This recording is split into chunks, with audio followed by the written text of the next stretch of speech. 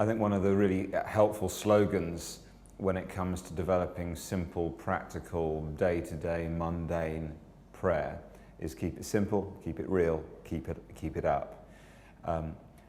So many people sort of set themselves this impossible target in prayer, and therefore they never take their baby steps. And you know, it's always easy to make people feel guilty about their prayer lives or their lack of it. You can often make people say, I'm going to get up at 5 a.m. for the rest of my life to pray, and it lasts about a week.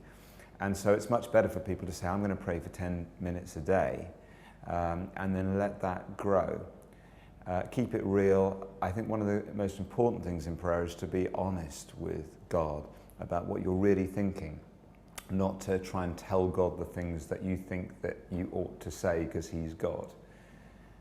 And so prayer can sometimes be about screaming the lyrics to a song on the radio. Prayer can often be to do with jogging. That's a big thing for me. I find often when I'm finding prayer difficult, movement helps me.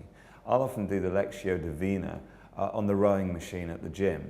So I'll take a verse of scripture, and on each pull I'll think about a different word, and I'll keep going through that over 20 minutes or so. There's a connectedness between our physical bodies and our spiritual selves. And keep it up. There's an issue of discipline and perseverance. When I first, fell in love with my wife, I didn't need a diary in time with her. I just wanted to be with her all the time. And now I'm this sad, almost middle-aged chap who has to plan on my calendar when I'm going to see my wife, and we have to light a candle and put on smoochy music, and it looks very unromantic. In reality, it's the lifeblood of our relationship, and by creating those environments, that discipline, it keeps the romance alive. So keeping it up, it requires discipline. And I think for me, very practically, it's about the rowing machine, it's about podcasts. There's one from the Irish Jesuits that I try to listen to most days, and I like it because it only takes me 10 minutes.